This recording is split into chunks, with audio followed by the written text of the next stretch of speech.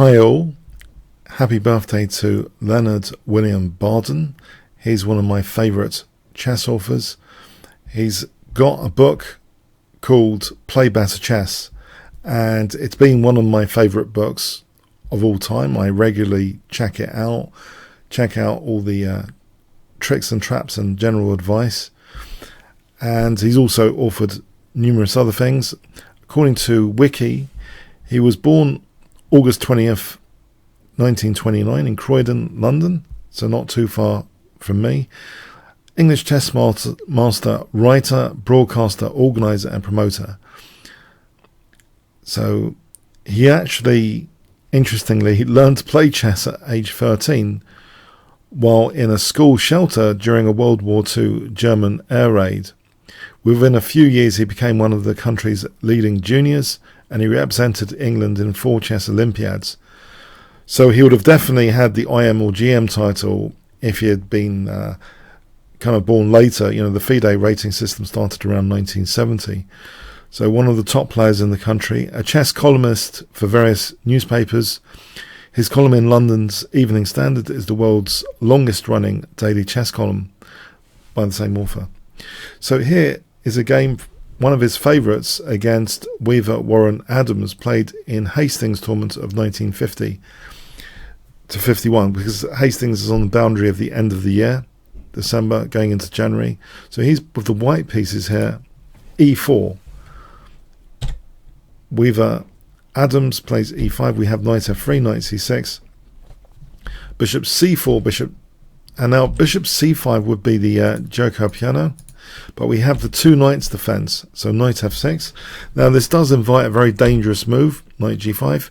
We have d5, e takes, and nowadays it's kind of standard to play knight a5, treat this as a gambit to try and take the sting out of white's play. For example, bishop b5 check, c6. This is a well-known kind of gambit position, and it's thought to be about even this position. Black does get to have reasonable king safety.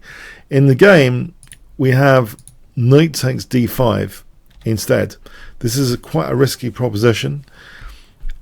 Okay, the knight is actually hit here, and we have the move d4, and here black plays bishop b4 check.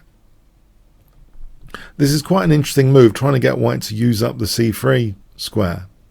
So for example, if e takes d4, then actually in this position you can see that on castling bishop e7 it starts to be dangerous, this kind of attack with knight takes f7 and queen f3 check, rook e1 check. This is a very dangerous situation. So for example here, knight c3 becomes a major resource to open up, you know, a la Paul Morphy, the d file. And this looks like, you know, it could be a Paul Morphy game essentially. This position is quite crushing.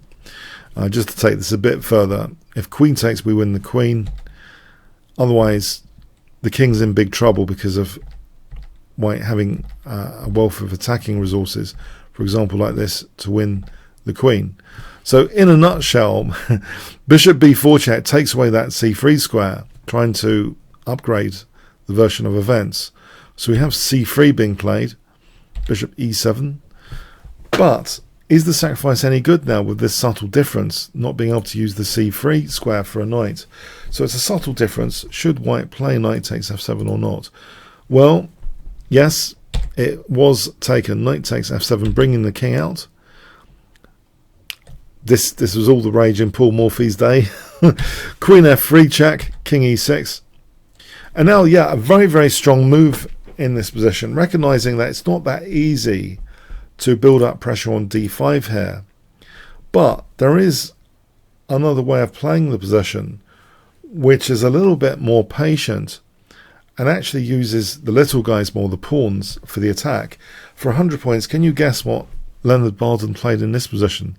It carries with it a strong threat, and we're taken back actually to earlier than Morphy, the days of Philidor. The Pawns of the Soul of Chess, in fact, is a kind of game that this would be a very, very good example of, that sometimes you don't have to just checkmate the opponent's king like in the Morphy's times. You can actually kind of get great pawn mobility. So that's a big theme here, and that's my clue to you. What would you play here, and what kind of pawn chain theme would it carry? Okay, I'm about to reveal, so you might want to pause the video. Queen e4, it actually says, well, I'm going to be quite calm with my attack.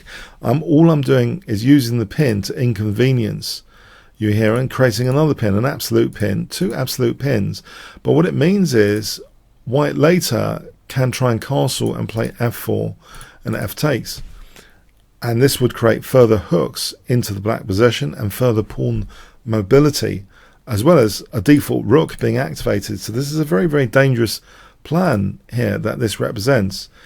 A strong threat of f4 essentially. We see bishop f8, which seems very, very useful to vacate e7 to reinforce d5. But, if knight a5, for example, then, queen takes e5 check and it just collapses the position.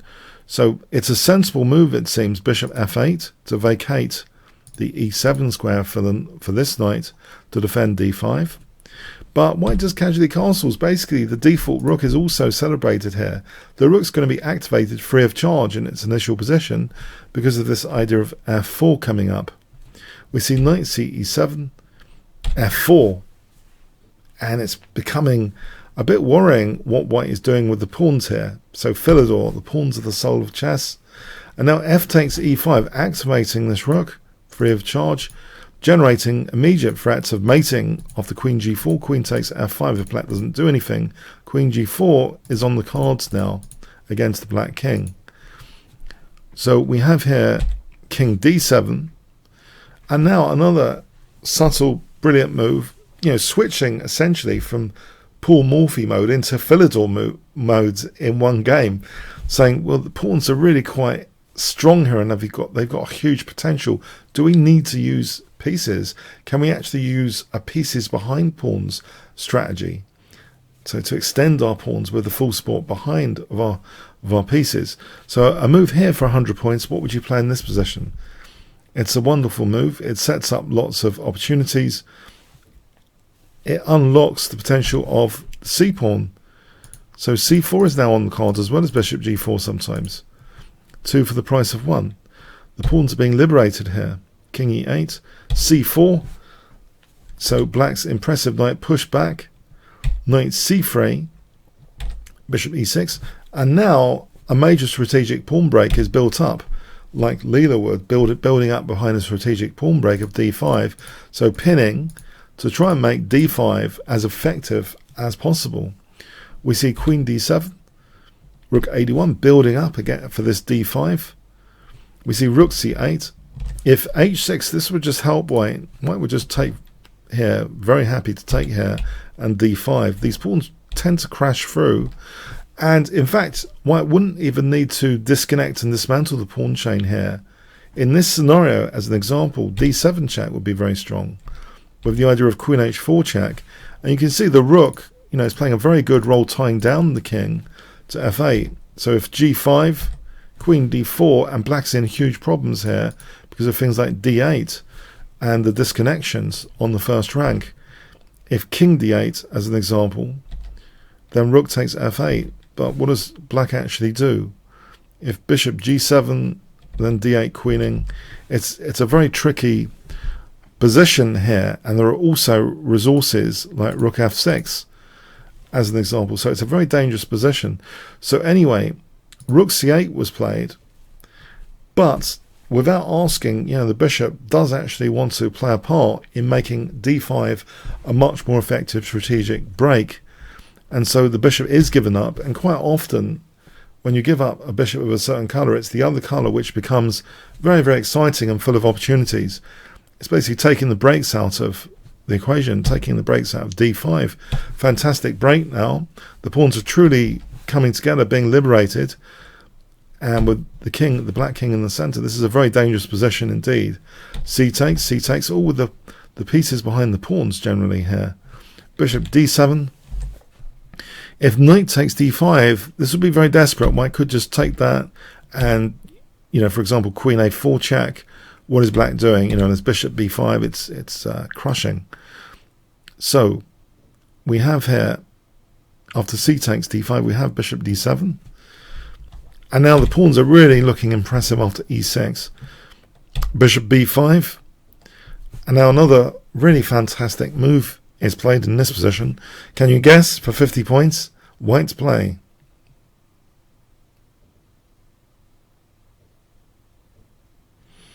Okay.